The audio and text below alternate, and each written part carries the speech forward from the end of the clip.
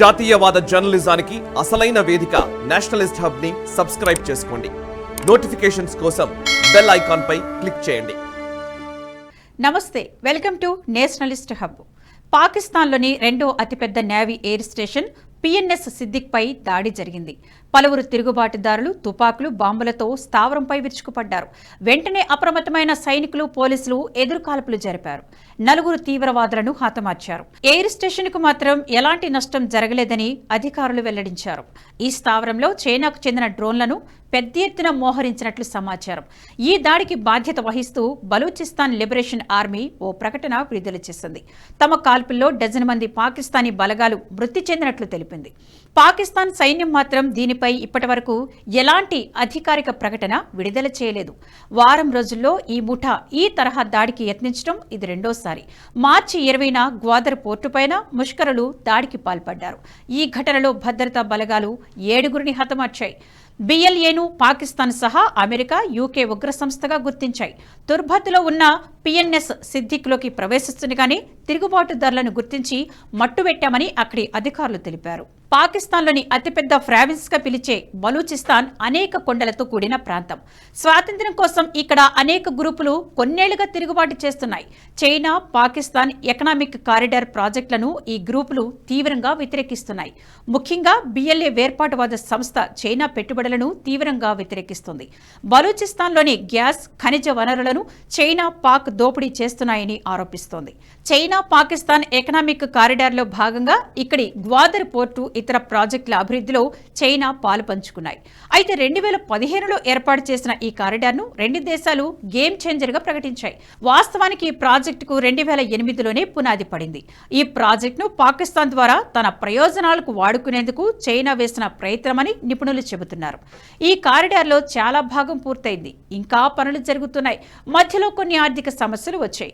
కొన్నిసార్లు పాకిస్తాన్ వైపు నుంచి సమస్యలు వచ్చాయి. ముఖ్యంగా బలూచిస్తాన్ వ్యవహారం చైనాకు ఇబ్బందిగా మారింది. చైనా, పాకిస్తాన్ ఎకనామిక్ కారిడార్ని సంక్షిప్తంగా సిపిక్ అని పిలుస్తున్నారు. ఇది చైనా ప్రతిష్టాత్మక project belt and road business నెట్వర్క్లో భాగం. సిపిక్ ఆధ్వర్యంలో పాకిస్తాన్లో అనేక మౌలిక సదుపాయాలు, అభివృద్ధి పనులు జరుగుతున్నాయి. ఇందులో చైనా $62 బిలియన్ పెట్టుబడులు పెట్టింది. తన బెల్ట్ అండ్ రోడ్డు ప్రాజెక్టులో దీన్ని అత్యంత కీలకమైనదిగా భావిస్తోంది. మధ్యాసియా నుంచి అనేక శక్తి వనరులను కూడగట్టుకునేందుకు చైనా ప్రయత్నిస్తోందని జేఎన్యూలో స్కూల్ ఆఫ్ ఇంటర్నేషనల్ స్టడీస్లో పనిచేస్తున్న ఓ ప్రొఫెసర్ తెలిపారు. గ్వాదర్ పోర్టు ద్వారా చైనా ఇప్పటికే ఒక మార్గాన్ని సిద్ధం చేస్తోందన్నారు. గత 3 దశాబ్దాలుగా సాగుతున్నప్పటికీ ఈ ప్రాజెక్టు పనులు ఇంకా పూర్తి కాలేదని అన్నారు. ఈ నౌకాశ్రయంలోకి ఓడల రాకపోకలు ఇంకా ప్రారంభం కాలేదు. దీనికి కారణం బలూచిస్తాన్ ప్రజల తిరుగుబాటేనని చెప్పారు. పాకిస్తాన్లో చైనా పెట్టుబడులకు ప్రధానమైన అవరోధం బలూచిస్తాన్. ఈ ప్రాంతంతో సంబంధం ఉన్న గ్వాదర్ పోర్టు ప్రాజెక్టు విషయంలో పాకిస్తాన్ ఈ ప్రాంత నాయకత్వం అభిప్రాయాన్ని ఏమాత్రం పట్టించుకోలేదు. ఈ ప్రాజెక్టు వల్ల పాకిస్తాన్ ప్రభుత్వానికి లేదంటే పంజాబ్ లాంటి ఇతర ప్రావిన్స్లకు తప్ప తమకు ఎలాంటి ప్రయోజనం లేదని, తమ వనరులను దోచుకుంటున్నారని బలూచిస్తానీల నుంచి వాదన వినిపిస్తోంది. సిపిక్ వల్ల తమకు ఒరిగేది ఏమీ లేదని బలూచీలు భావిస్తున్నారు. ఈ ప్రాంతాన్ని చైనా పూర్తిగా తన ఆధీనంలోకి తెచ్చుకుంటుందని, వనరులను స్థానికులు వినియోగించుకునే అవకాశం లేకుండా చేసే ప్రమాదం ఉందని అక్కడి ప్రజలు ఆందోళన చెందుతున్నారు. ఈ కారణంగానే సిపిక్ ను బలూచీలు వ్యతిరేకిస్తున్నారు. ఇది బలూచిస్తాన్ స్వాతంత్ర్య పోరాటంలో భాగంగా మారిపోయింది. అయితే గ్వాదర్లో పరిణామాలు వేగంగా మారుతున్నాయి. పోర్టుకు కొత్త యంత్రాలు వస్తున్నాయి. రోడ్లు, కొత్త భవనాలు, కాలనీలు నిర్మిస్తున్నారు. కానీ గ్వాదర్ వాసులు మాత్రం మంచినీటి కోసం అల్లాడుతున్నారు. అయితే బలూచిస్తానీలు ఈ ప్రాజెక్టుకు వ్యతిరేకంగా ఉన్నారన్న వాదనను నిశితంగా గమనించారు. ఈ కారిడార్ నేపథ్యంలో రెండు దేశాల మధ్య సంబంధాలను ఆమె నిశితంగా గమనిస్తున్నారు. సిపిక్ బలూచిస్తాన్ అడ్డంకి అన్నప్పుడు ఎంత శాతం మంది దీనికి వ్యతిరేకంగా ఉన్నారో కూడా గమనించాలని ఆమె అంటున్నారు. అయితే ఈ ప్రాజెక్టు 3 రూట్లలో ఉంటుంది. ఒకటి వెస్టర్న్ రూట్, రెండోది సెంట్రల్ రూట్, మూడోది ఈస్టర్న్ రూట్. ఈ మూడింటిలో చాలా వరకు పనులు పూర్తయ్యాయి. ఇక నవంబర్ 2018న కరాచీలోని క్లిప్టన్ ప్రాంతంలో చైనా కాన్సులేట్ పై దాడి జరిగింది. బలూచ్ లిబరేషన్ ఆర్మీ దీనికి తానే బాధ్యురాలని ప్రకటించుకుంది. ఈ ఘటనలో 7గురు మరణించారు. బలూచ్ వేర్పాటువాదులు చైనాను లక్ష్యంగా చేసుకోవడం ఇదే మొదటిసారి కాదు. అంతకుముందు 2018 ఆగస్టులో కూడా బిఎల్ఏ ఆత్మాహుతి దాడికి పాల్పడినట్లు అంగీకరించింది.